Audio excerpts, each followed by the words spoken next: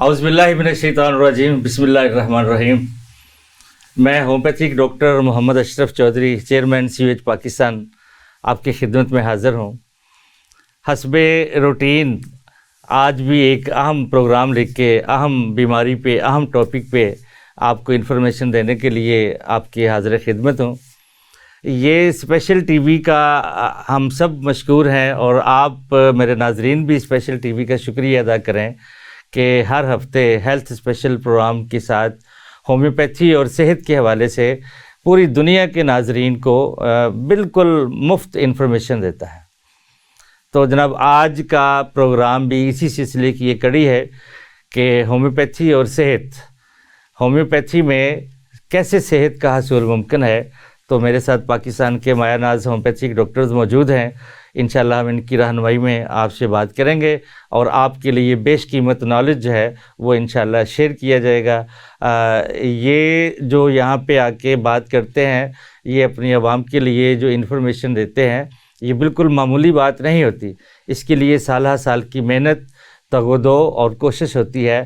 تو اس کے بعد ڈاکٹر یہاں سٹیج پہ آ کے اپنے ناظرین کو اسٹوڈیو میں آ کے اپنا قیمتی نالج جو ہے وہ پیش کرتے ہیں۔ تو میں اپنے پینل کا تعارف کرواتا ہوں۔ میرے ساتھ ہیں doctor Huma Chishti, vice president CUH Pakistan.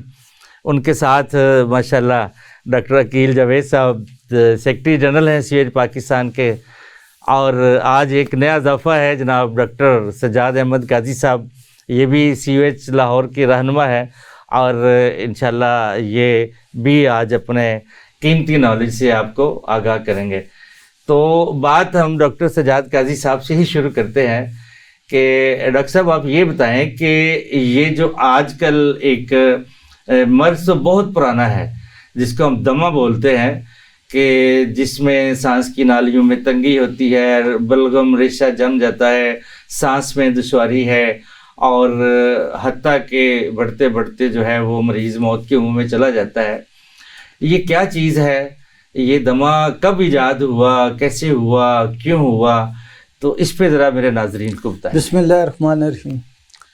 دمے کی تاریخ تو اتنی پرانی ہے جتنی کہ انسانی تاریخ پرانی ہے۔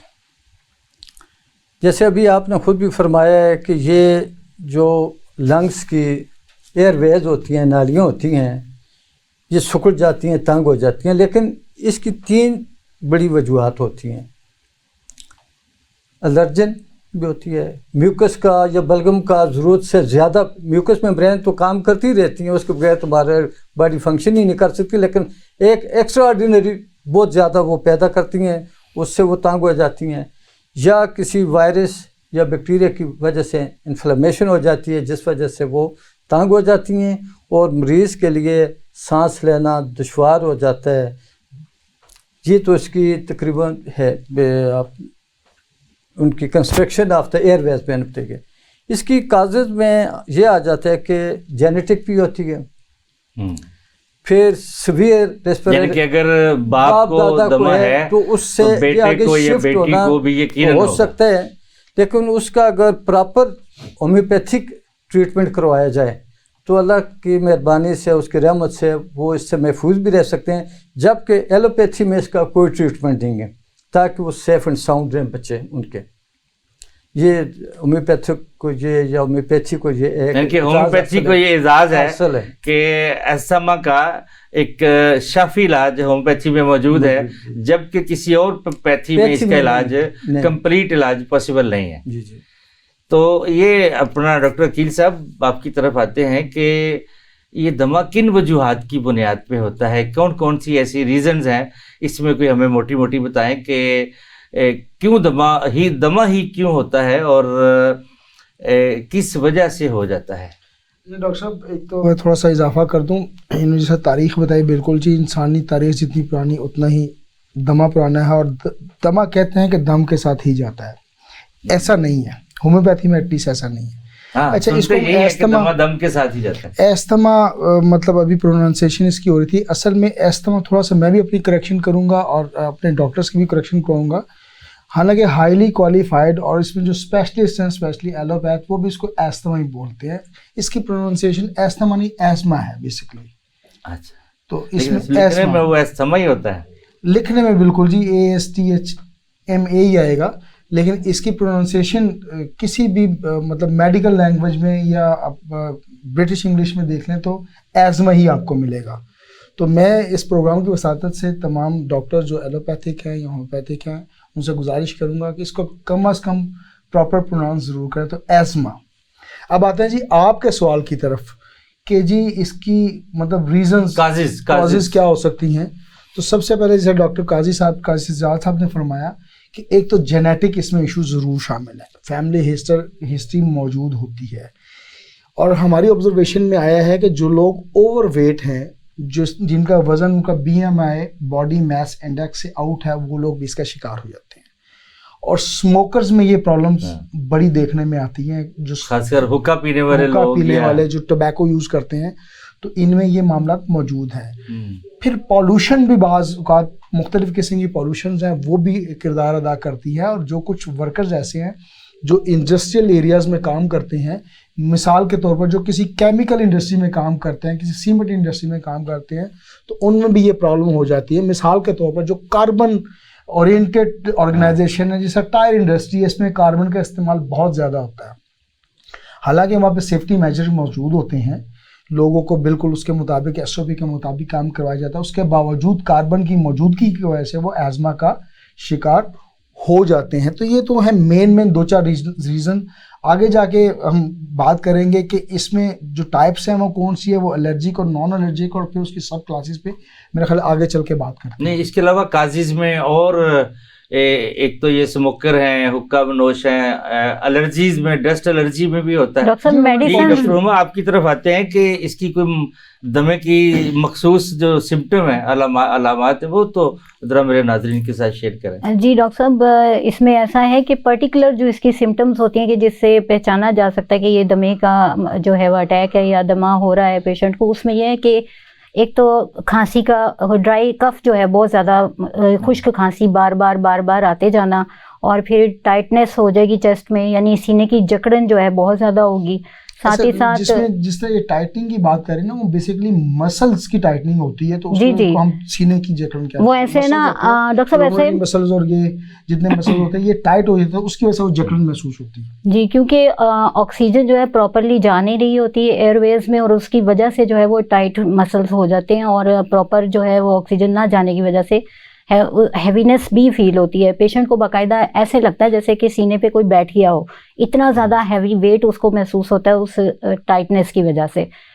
یہ 2-3 سمٹم ہیں جو بہت زیادہ دیکھنے میں آتی ہیں. اس کے علاوہ ساتھ ہی ساتھ چونکہ اس کے اندر انفلمیشن بھی ہو جاتی ہے, اس کے ایئر ویز میں کنسٹرکشن آتی ہے, یعنی تنگی بھی ہوتی ہے, سوزش بھی ہو جاتی ہے, اور سپوٹم بھی بننے لگتی ہے 3rd سٹیج میں. تو اس کے یہ ہوتا ہے کہ کھڑکھڑاہٹ کی آواز بھی آئے گی, اسپیشلی اسے ویزنگ ساؤنڈس کہا جاتا ہے, جو کہ اسٹیپ سے اگر ہم لوگ ڈائگنوز کریں یا چیک کریں تو اس کا پتہ بھی چل جاتا ہے.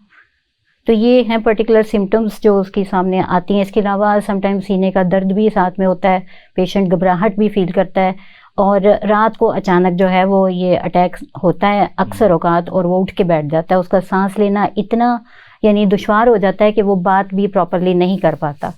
جی, تو ڈاکٹر سجاد قاضی صاحب اب جو بتائیں کہ دمے کی جو اٹیکس ہیں یہ زیادہ تر کس ویدر میں ہوتے ہیں؟ عام طور پر تو سردیوں میں اس کا اٹیک بہت زیادہ ہوتا ہے. سردی کے موسم میں ایک تو ویسے بھی جو باڈی شرنک ہو جاتی ہے, ہر چیز سردی سے شرنک ہوتی ہے. جو ابھی میری بہن نے کہا ہے کہ جو مسل لنگس کے ہوتے ہیں وہ بھی ان میں کنٹریکشن ہوتی ہے, اور سردیوں میں گرمیوں کی نسبت نزلہ زکام فلو وغیرہ بھی زیادہ ہوتے ہیں. وہ کہ یہ جو برسات کا موسم ہے پاکستان میں جولائی اگست میں, تو یہ زیادہ نہیں ہوتا ہے. نہیں, میں اس طرف آ رہا ہوں. اس میں بھی جب یہ ہیومیڈیٹی جو 70% سے اوپر ہو جائے تو یہ استھما, جیسے ابھی ڈاکٹر صاحب نے کہا ہے کہ ازمہ ہی کہنا چاہیے, ہمارا پروننسیشن تقریباً غلط العام میں یہی چلتا ہے, چاہے ہومیوپیتھ ہے ایلوپیتھ ہے, سب یہی کہتے ہیں. اس میں ٹی ساکن وہ لکھی جاتی ہے لیکن پڑھی نہیں جاتی.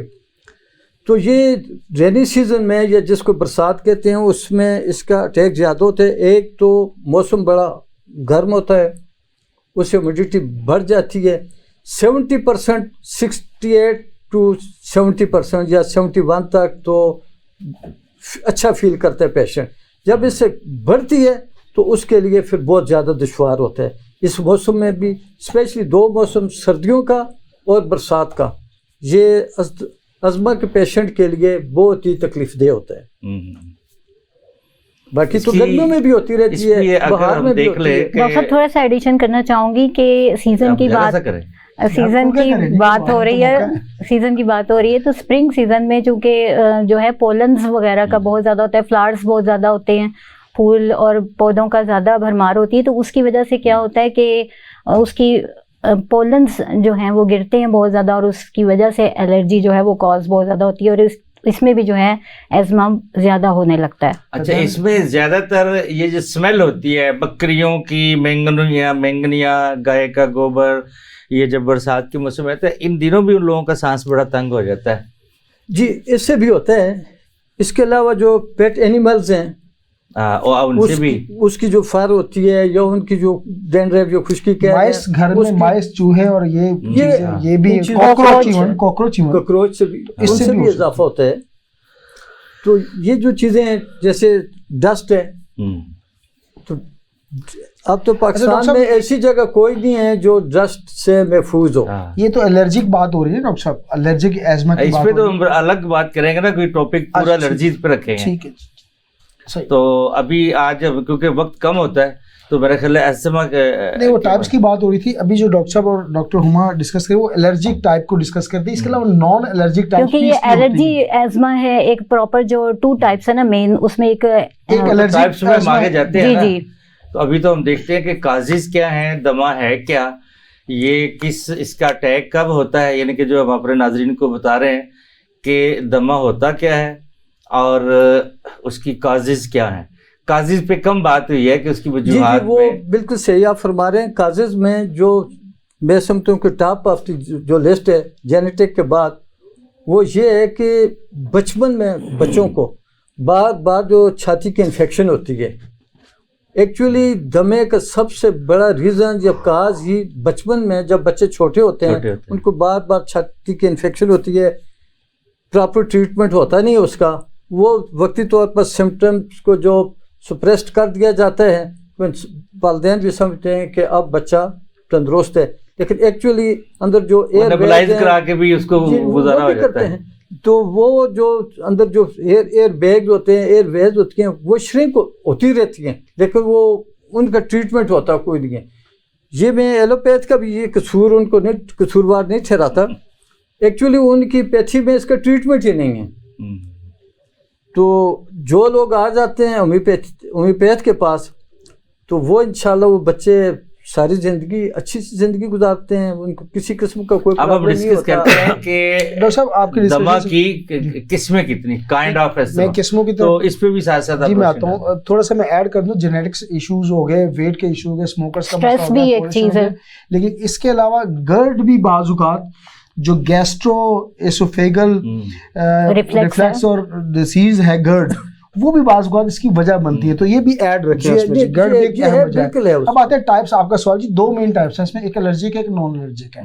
एलर्जिक पे हमारी ऑलमोस्ट बात हो गई, जिसमें मुख्तलिफ एलर्जीज की बात कर रहे हैं कि माइस है, डस्ट है, पोलन है, जब ये बहार का मौसम आ रहा होता है और गंदम वगैरह के स्मोक है, केमिकल्स हैं, उस पर हमने तो बात कर ली, वो एलर्जिक टाइप ऑफ है।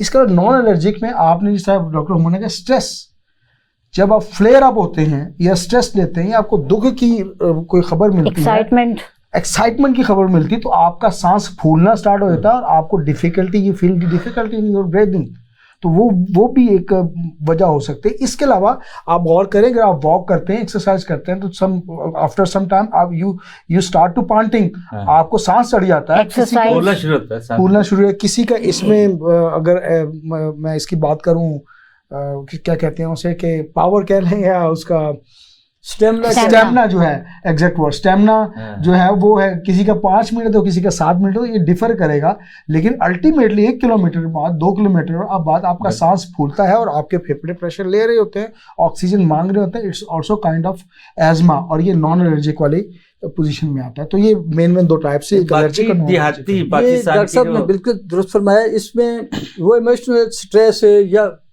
इंटेंस एंगर या गुस्सा शदीद या ओवर एक्सर्शन से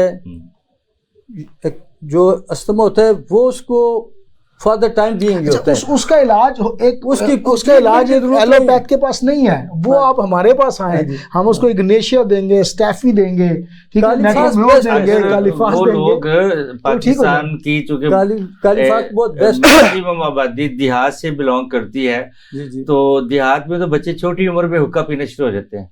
तो क्या एक वक्त में आता है कि वो सारे दमे के मरीज बनते हैं? और मैंने तो बहुत सारे लोग देखे हैं देहातों के, और मैक्सिमम वो हुक्का जरूर पीते हैं, सिगरेट भी पीते हैं, ज़्यादातर हुक्का भी बहुत ज़्यादा पीते हैं।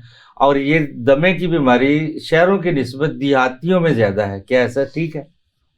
ये 100% तो नहीं होता, ये वेरी करता है हर एक इंसान की जो होती है रेजिस्टेंस पावर बॉडी की क़ुव्वत मुदाफ़ियत, उससे वेरी करता है। फिर उसकी डाइट कैसी है ये भी है, एनवायरनमेंट कैसा है, एनवायरनमेंट तो शहर में आप देखें ना, पोल्यूशन बहुत ज्यादा वहाँ कम होती है, देहात में कम होती है।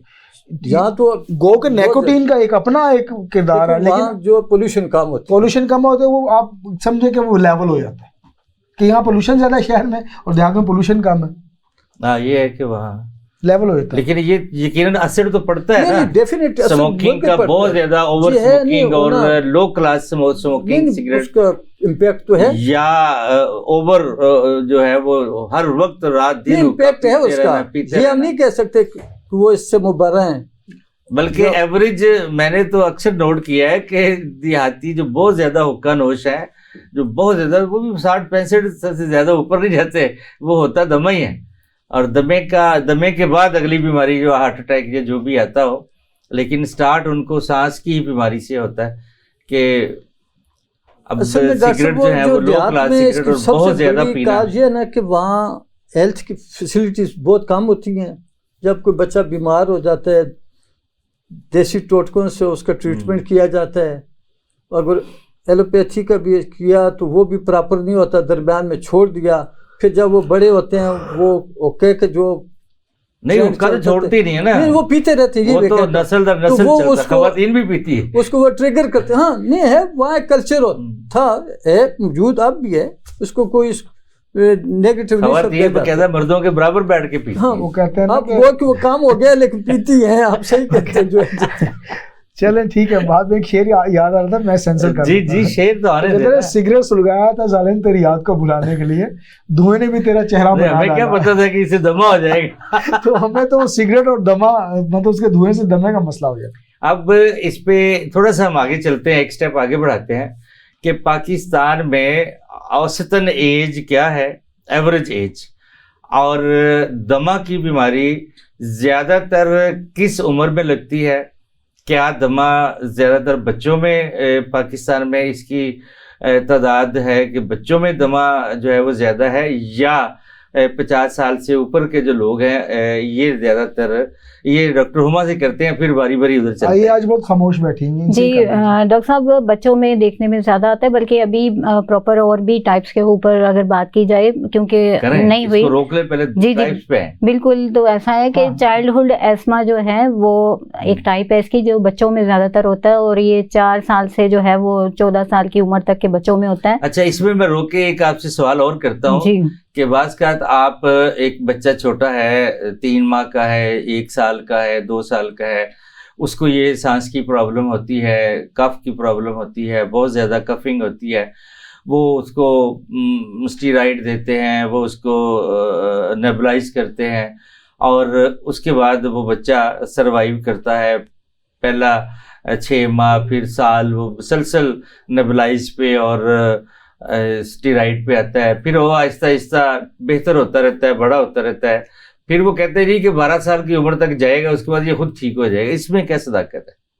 डॉक्टर साहब, ये है कि छोटे बच्चे जो होते हैं उनकी चूंकि इम्यूनिटी जो है ना वो कुछ कमजोर होती है, ये वजह होती है, वो उतना ज्यादा कुव्वत मुदाफ़ियत कम है, इस वजह से तो जो भी वो अटैक्स आते हैं उसका इम्यून सिस्टम चूंकि उसको जो है वो डिफाई नहीं कर पाता, उसका डिफेंस नहीं कर सकता, जो है वो इन्फेक्शन बार बार चेस्ट की होती है, और निमोनिया समटाइम होता है बार बार इनको, اور یہ تمام چیزیں. اب یہ ایک چیز بھی نوٹس میں ہونی چاہیے, چھوٹے بچے جہاں پر ہوں اور ان کو اس ٹائپ کی کنڈیشن ہو کہ ان کا سانس اکھڑتا ہو اور اس طرح کی پرابلم ہوتی ہو, تو اسموکنگ بھی ان کے پاس جو ہے نہ کی جائے, کیونکہ یہ بھی ایک فیکٹر ہے اس میں.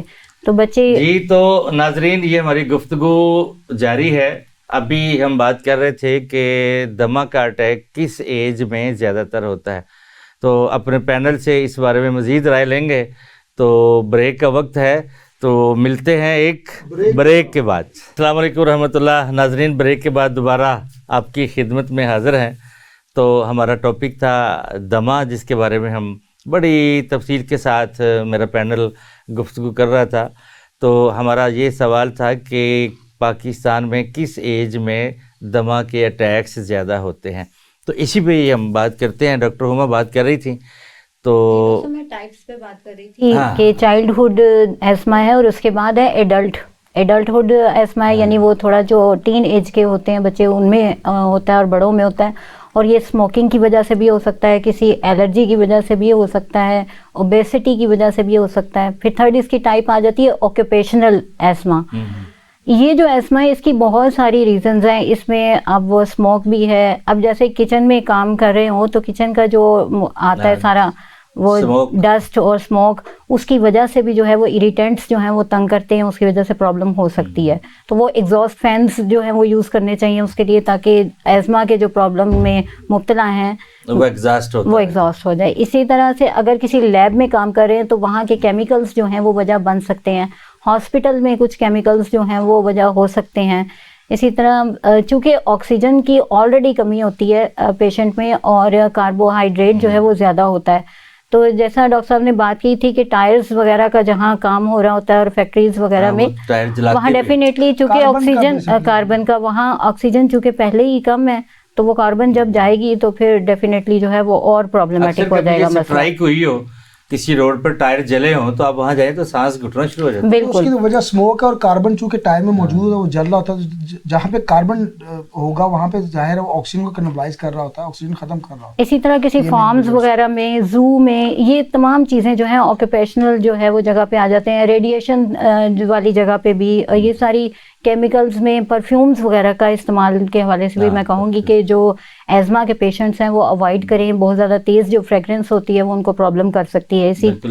اسی طرح فلاورز کی بھی جو ہے وہ اسمیل کا جو ہے وہ مسئلہ ہو جاتا ہے, اور وہ جیسا کہ الرجک ایزما میں ہم نے تھوڑا سا اس کو ٹچ دیا. اور پھر اس کے بعد جو ہے وہ سیزنل ایزما ہوتا ہے. ڈاکٹر صاحب کریں بات اس بارے میں.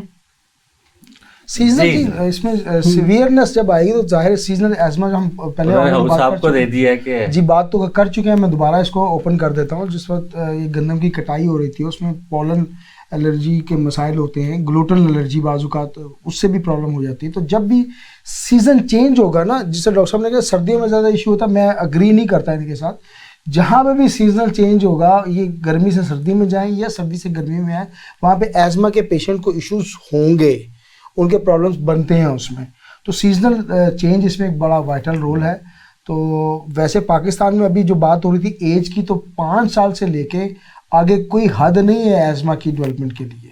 تو 5 سال سے یہ اسٹارٹ ہو جاتا ہے, اور 5 سال سے اگر سمٹمز آ جائیں تو پیشنٹ ایزما کا پیشنٹ ہوتا ہے, اور وہ پھر دوسرے موڈ آف ٹریٹمنٹ میں تو بڑا لمبا چلتا ہے. لیکن اگر خوش قسمتی سے کسی کمپیٹنٹ ہومیوپیتھ کے ہاتھ لگ جائے یا کہ اس کو اچھا ڈاکٹر مل جائے تو یہ بالکل 101% ہومیوپیتھی میں کیوریبل ہے. ڈاکٹر صاحب لاسٹ اس کی جو ٹائپ ہوتی ہے نا وہ ڈیفیکلٹ ٹو کیور ایزما ہوتا ہے, یا سویئر ایزما کہہ لیں. 5 to 10% جو ہے یہ پیشنٹس میں دیکھنے میں آتا ہے کہ جو کرونک ہو چکا ہوتا ہے, یعنی اس کو ٹریٹمنٹ نہیں کیا آپ نے, اس کو انٹریٹڈ رہنے دیا, تو پھر ایسا ہوتا ہے. اچھا, یہ اب اینڈ پہ اس پہ آتے ہیں, اسی بات کو کنکلوڈ کرتے ہیں کہ شرح اموات, یہ دنیا میں کتنی % آبادی ہے جو کہ دمہ سے موت کے منہ میں رہتی ہے؟ جی ڈاکٹر صاحب. پاکستان میں تو ایک تو اس کی میں ابھی اس کی شرح بتا رہا ہوں کہ پیشنٹ ہوتے کتنے ہیں. یہ 4.5% تو اس کے پیشنٹ ہیں پاکستان میں, یعنی کہ ایوریج ان کی پیشنٹ کی میں بات کروں, ڈیتھ کی بات نہیں کر رہا, ڈیتھ کی بات نہیں کر رہا. پیشنٹ زیادہ ہوں گے اس سے تھوڑے سے ہیں, لیکن یہ اس کی بات.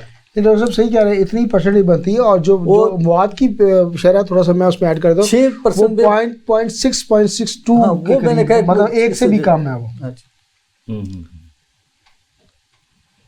تو اور یہ اچھا, اس میں ایک بات کا جواب, بڑی انٹرسٹڈ بات ہے تو پرانی ہے, کہ میرے پاس ایک دفعہ ایک پیشنٹ آیا, بہت سارے اس کی ٹریٹمنٹ کیے, سمٹم کے مطابق ٹھیک نہ ہو.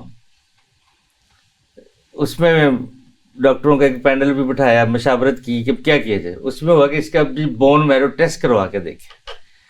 لے جی, بون میرو کے لیے ہم نے بلکہ ٹیسٹ اور کروائے تو اس میں خرابی اتنی زیادہ آ گئی کسی غلط لیب سے کہ اس میں اس کو کوئی کینسر وغیرہ شو ہونا شروع ہوا. پھر ہوا کہ اس کا بون میرو کروائیں. بون میرو کے لیے ہم نے, میں اب ذرا نام نہیں لیتا, کہ شادمان میں ایک بہت بڑی لیب تھی, وہاں پہ بھیجا. تو یہ ایک فیصلہ ہوا کہ آپ جا کے بچے کو لے جائیں, سیمپل جو طریقہ وہ نکالنا ہے انہوں نے وہ آپ دیں, رپورٹ آپ ہم خود لے آئیں. وہ گئے, انہوں نے سیمپل دیا, رپورٹ لے کے آ گئے. تو 3-4 دن بعد میں خود گیا رپورٹ لینے شام کے ٹائم پہ. اب وہاں جا کے لیب میں نے وہ پرچی دکھائی کہ میں نے یہ ٹیسٹ لینا ہے. تو کہتے ہیں جی کہ تھوڑی دیر تک مل جائے گا. تو وہ ایک ہی ڈاکٹر تھے اس وقت, بڑے وہ پبلک فگر تھے کینسر کے حوالے سے جو وہ ٹریٹمنٹ کرتے تھے, تو انہی کی لیب تھی. تو میں نے پوچھا کہ فلاں ڈاکٹر صاحب یہاں موجود ہیں؟ تو انہوں نے کہا جی اندر بیٹھے ہوئے ہیں. تو میں کہا سر میں ذرا زیارت کر لوں ان کی, مل لوں؟ کہتے جی مل لیں آپ. وہ اندر گئے ہیں, جا کے ان سے پرمیشن لیے, مجھے کہا جی آپ آ جائیں. تو میں اندر جا کے سلام کیا. ڈاکٹر صاحب بہت بڑا کمرہ تھا اور بیٹھے ہوئے تھے. تب زمانہ تھوڑا سا یہ تھا کہ سارا کچھ وہ کیا خوردبین ٹائپ جو چیز تھیں وہ ان میں خون سلائیڈ پہ, شیشے کی سلائیڈ پہ بلڈ لگا ہوا ہے, اس میں وہ دیکھ کے رپورٹ بنا رہے تھے مختلف لوگوں کی. کافی سلائیڈیں پاس بلڈ کی پڑی ہوئی ہیں. میں سلام کیا ہے تو کہتے ہیں جی بیٹھ جائیں. میں بیٹھ گیا ہوں سامنے ان کے. تو اچانک میں ایک نظر ایسے دیکھ رہا ہوں چیزوں میں, تو ان کے پاس ایک گول سے ایشٹرے پڑا ہوا ہے, تو اس میں سگریٹ پڑا ہوا ہے, اور سگریٹ کا جو دھواں ہے وہ اوپر ایسے جا رہا ہے. میں خیر دیکھ کے تو تھوڑا سارا اسمائلنگ فیس ہی, تو وہ ہے نا کہ اوپر سے مجھے دیکھ رہے ہیں. تو کہتے ہیں بیٹا کیا ہوا ہے, کیوں ہنس رہے ہیں آپ؟ میں نے کہا سر ایک بات پوچھ سکتا ہوں؟ کہتے جی پوچھیں. میں نے کہا سر آپ ماشاء اللہ بہت سینئر کینسر اسپیشلسٹ ہیں پاکستان میں, آپ کا نام جانا جاتا ہے, اور آپ کو پتہ ہے کہ یہ اسموکنگ سے بھی کینسر ہوتا ہے. Smoking is also a cause of cancer. تو آپ تو خود پی رہے ہیں, تو آپ نے کینسر کا علاج لوگوں کا کرتے ہیں, تو اس کی ذرا مجھے وضاحت سمجھ نہیں آئی کہ یہ کیا ہے. تو وہ کہہ مار کے ہنسے. تو مجھے کہتے ہیں کہ میں 40 سال سے سگریٹ پی رہا ہوں, لیکن مجھے تو نہ کینسر ہے, نہ دمہ ہے, نہ مجھے تو کچھ نہیں ہوا. تو میں کہا سر وجہ کیا ہے, عام لوگوں کو کیوں ہوتا ہے؟ تو کیا آپ مانتے ہیں کہ اس سے یہ چیز ہوتی ہے؟ کہتے جی بالکل ہوتی ہے. سگریٹ سے دمہ ہوتا ہے؟ کہتے جی ہوتا ہے. کہ جی سگریٹ پینے سے کینسر ہوتا ہے؟ کہتے جی ہوتا ہے. کہ جی آپ کو کیوں نہیں ہوا؟ کہتے یہ بات ڈسکس کرنے والی ہے. انہوں نے مجھے کہا کہ کہ مجھے یہ نہیں پینا چاہیے, لیکن مجھے عادت ہے, میں اچھا سگریٹ پیتا ہوں اور کم پیتا ہوں. میں اپنی خوراک, اپنی ڈائٹ بہترین لیتا ہوں, جو کہ سگریٹ کا ضروری یقیناً یہ سگریٹ نقصان پہنچاتا ہے اور اس کو ایوائڈ کرنا چاہیے پبلک کو. لیکن میں بڑے اچھے لیول کا سگریٹ پیتا ہوں اور اپنی خوراک بہت اچھی رکھتا ہوں, اس لیے میں منیمم پیتا ہوں. جن لوگوں کو کینسر یا ٹی بی وغیرہ یا دمہ ہوتا ہے, تو وہ لوگ 3rd کلاس کے میکسیمم سگریٹ چین اسموکر ہیں, خوراک اچھی نہیں کھاتے, تو ان کے ساتھ یہی ہونا ہی ہونا ہے. اتفاق دیکھیں کہ وہ وقت گزر گیا, وقت 20 سال اور گزر گئے, 30 سال گزر گئے. ایک دن اچانک میری پھر ان سے ملاقات ہوئی. دیٹ ٹائم ان کی عمر 95 ایئر ہو چکی تھی, اور وہ ماشاءاللہ زندہ تھے, تو وہ سگریٹ پی رہے تھے. 95 سال کی عمر میں بھی ان کو نہ دمہ تھا اور نہ ان کو, یعنی کہ آپ حیران دیکھیں کہ 95 سال کی عمر میں پتنگ بھی اڑا رہے تھے. میں اپنے ناظرین کے لیے میں گزارش کروں گا, ڈاکٹر صاحب نے اسٹوری سنا, اس کو بالکل عمل نہیں کرنا. لیکن نقصان نہیں, وجہ بن سکتی ہے, سگریٹ کا نقصان ہے, اس سے اوائڈ کرنا ضروری ہے. لیکن اگر کوئی بندہ اگر بڑا کبھی منیمم پیتا ہے لیکن اپنی ڈائٹ اچھی رکھے. دیکھیں 2-3 چیزیں ہیں وہ، چلو انہوں نے صرف ایک ڈائٹ کا ذکر. پہلی بات یہ ہے کہ ایکسیپشنل کیسز ہیں، امیونٹی بہت اسٹرانگ تھی اس کی. پھر ڈائٹ، ریگولر ایکسرسائز، سٹریس کا نہ ہونا، یہ کافی عوامل ہوتے ہیں. 95 سال کی ایج میں بھی وائف واک کرتے تھے. سٹریس تو تھے ہی نہیں، ارب پتی لوگ تھے. وہ آج آ کے یہی پاکستان میں سٹریس ہے نا کہ بل جمع کرانا ہے. یہاں تو سب سے یہی جان پہ بنی. یہ چیزیں اس سے اوائڈ کرنا چاہیے اسموکنگ. ویسے بلکہ ہی میرے اور تھے ایک دوست، وہ ان کو ہارٹ اٹیک ہوا. بیسک ٹریٹمنٹ کے بعد ان کو ایک ہاسپٹل میں وارڈ میں بھیج دیا. میں خیریت پوچھنے گیا تو میں نے جا کے ان کو کہا ہے کہ پاس بیٹھا ہوں، حال حال پوچھا. میں کہا اب آج کے بعد سگریٹ نہیں پینا. سگریٹ پیتے تھے وہ. میں کہا آج کے بعد نہیں پینا. کہتا کیوں؟ کہ جی اسی سے ہارٹ اٹیک ہوا ہے. کہتا اچھا. کچھ 2 منٹ وہ بڑے آہستہ آہستہ نا وہ اٹھ پڑا اپنے بیڈ سے. تو اٹھ کے تو میں نے کہا شاید واش روم جا رہا ہے. تو وہ میرا بھی کلائی پکڑ رہا ہے، بازو پکڑ رہا ہے. کیا کہتے ہیں میرے ساتھ آئیں. وہ آہستہ آہستہ ساتھ چلتا ہے تو فیمیل وارڈ میں لے کے کہتا ہے یہ ساری فیمیل وارڈ بھری ہوئی ہے، کیا یہ ساری سگریٹ پیتی ہے؟ اور میں کہا بھائی یہ کاز ہے، ایک یہ بھی ایک کاز ہے، لہذا ایوائڈ کرنا ہے. اصل میں تو میل وارڈ میں لے گیا. جا کے کہتے بھائی جان آپ کو بھی ہارٹ اٹیک ہے؟ سگریٹ پیتے تھے؟ کہتے نہیں. کہتے جی آپ کو بھی ہارٹ اٹیک ہے؟ سگریٹ پیتے تھے؟ کہتے نہیں. یعنی کہ اس نے مجھے پوری کوشش کی کہ اس پہ راضی کرے کہ سگریٹ سے کچھ نہیں ہوتا. ہمارا ایک کلمیہ یہ ہے کہ ہم اپنی اصلاح کرنے کے بجائے نا لیم ایکسکیوزز پیش کرنا شروع کر دیتے ہیں. یہ ہے کہ ان چیزوں سے اوائڈ کرنا بہتر ہے. یہ فائدہ مند نہیں ہے، ہر ایک انسان کی اپنی امیونٹی ہے، نقصان دہ ہے. عوام کو ان چیزوں سے دور رہنا چاہیے. یہ چیزیں بالکل نہیں. ابھی بات ہو رہی تھی کہ کیا یہ اٹیک 70 سال 60 سال کی عمر کے لوگوں کو زیادہ ہوتا ہے یا بچوں کو زیادہ ہوتا ہے؟ ڈاکٹر صاحب اس میں دیکھیں اٹیک اس میں ذرا کمپیریزن ہے کہ بچوں میں زیادہ ہے یا 50-60 کے بعد لوگوں کو زیادہ. اٹیک کی سیویئرنیس تو شاید ایک جیسی ہو، لیکن ڈاکٹر صاحب کی بات کو آگے بڑھاؤں گا. جو کہتے ہیں امیونٹی پاور زیادہ ہوتی ہے، اسی طرح بچوں میں امیونٹی پاور ہم کہہ رہے ہیں بیسیکلی وائٹل فورس میں اگر کہوں تو زیادہ بہتر ہے، قوت حیات کی لینگویج میں. جی ہاں، ہومیوپیتھک قوت حیات بچوں میں ظاہر ہے وہ کم ہوتی ہے، اور اس طرح بوڑھوں میں کم ہو جاتی ہے. تو ان کی ریزسٹنس پاور جو جسم میں ہے نا، جس کو ہم وائٹل فورس کہتے ہیں، ایلوپیتھک اس کو امیونٹی پاور کہتے ہیں، اور یہ جو اوکو پنکچر والے ہیں چائنیز کو چی کہتے ہیں. تو وہ پار کم ہوتی ہے بچوں میں یا بوڑھوں میں، اس لیے اس میں سیویئرنیس اور رسک فیکٹرز زیادہ انوالو ہوتے ہیں. ادروائز ایسما ہی ہے. اچھا اس میں آج ایٹماسفیئر کے جو ایٹماسفیئر ہے وہ کیا اگر کسی جگہ پہ جیسے یورپ پورے میں تو مسلسل ٹھنڈ ہے، تو جیسے ابھی آپ نے فرمایا کہ ٹھنڈک میں زیادہ ہوتا ہے تو وہاں تو پھر دمہ ہی دمہ ہونا چاہیے. تو کیا ایسا ہے وہاں پہ؟ نہیں ایسا بالکل. یہ گرمیوں میں بھی ہوتا ہے، برسات میں بھی ہوتا ہے، سپرنگ سیزن میں بھی ہوتا ہے. یہ نہیں ہے کہ صرف ونٹر سیزن میں ہوگا یا صرف سردی میں ہوگا. یہ تمام جتنے سیزن ہیں اس میں ہوتے ہیں. اس کی پیچھے کازز ہوتی ہے، اس کی بیک گراؤنڈ ہوتی ہے. اگر ایک بچہ اگر اس کے چائلڈ ہوڈ میں اس کو کوئی انفیکشن وغیرہ کوئی نہیں ہوئی تو اس کو کوئی پرابلم نہیں ہوگا.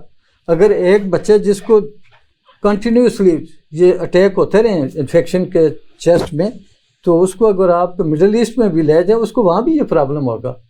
یہ مقصد نہیں ہے کہ وہاں سردی ہے تو زیادہ ہوگا اور مڈل ایسٹ میں گرمی زیادہ ہوتی ہے تو وہاں نہیں ہوگا.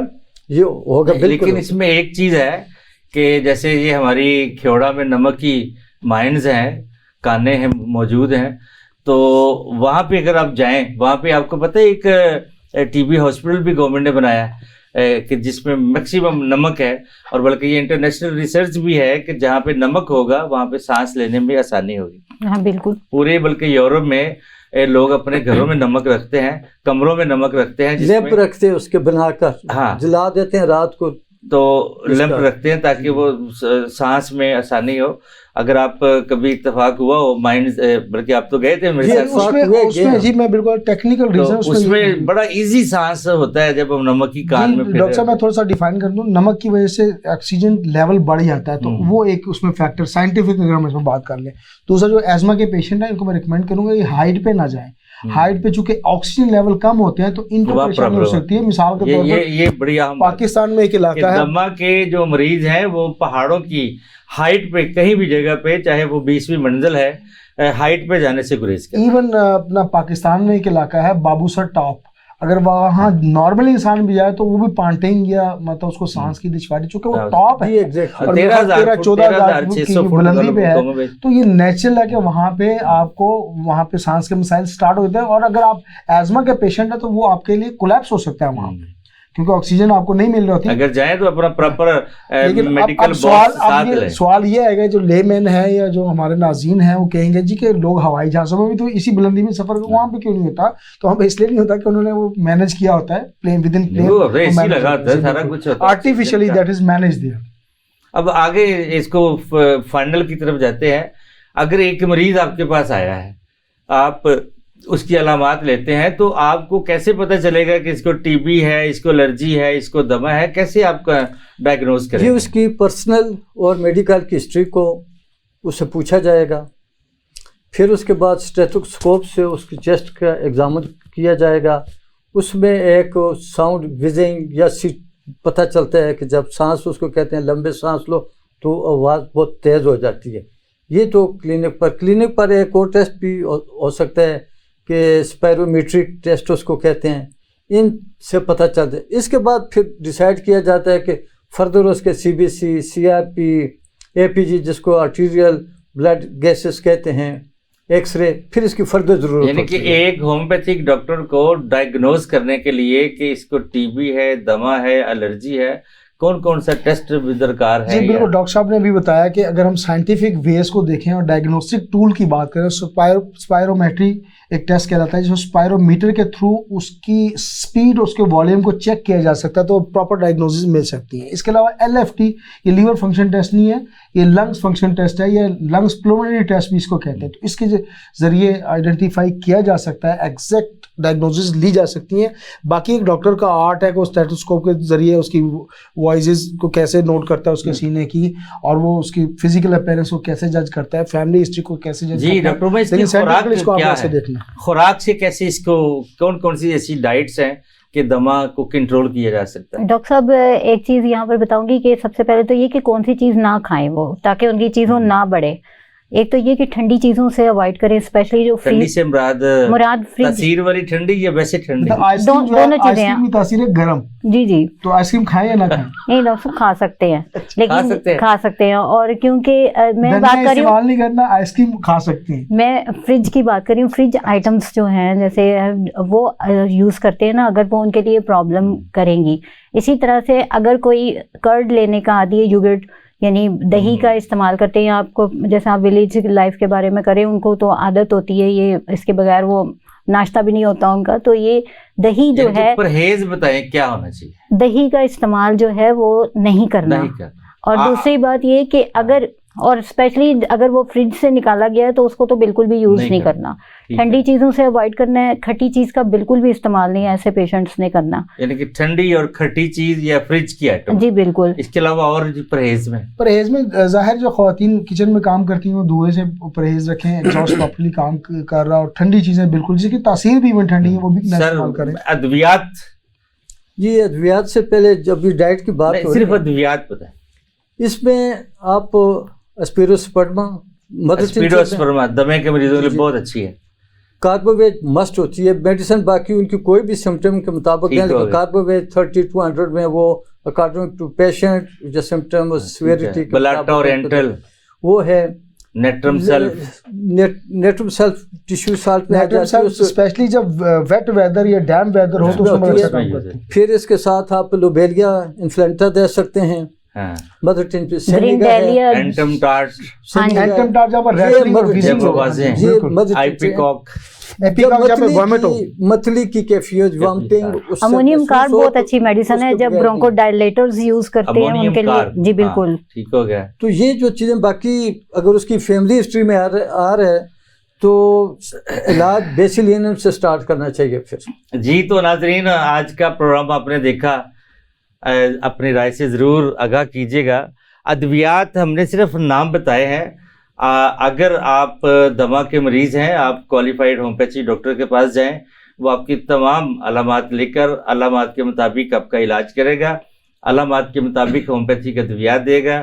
اپنے طور پہ ہومیوپیتھی کے ادویات بالکل نہیں یوز کرنے، علامات کے مطابق پیور اور کوالیفائڈ ہومیو ڈاکٹر سے ضرور رجوع کیجیے گا، ہمیں رائے بھی دیجیے گا۔ ہمارا نمبر 0333 0333 422 9502 پہ واٹس اپ کیجیے گا اور ہم اپنی رائے کا احترام کریں گے۔ آج کا پروگرام یہی ختم کرتے ہیں، آپ سے اجازت چاہتا ہوں۔ انشاءاللہ اگلے ہفتے ایک نئے مرض کے ساتھ دوبارہ آپ کی خدمت میں حاضر ہوں گے۔ تب تک اپنا، اپنے گرد و نواح، اپنی فیملی کا، اپنے دوستوں کا خیال رکھیے گا۔ السلام علیکم ورحمۃ اللہ۔ پاکستان زندہ باد۔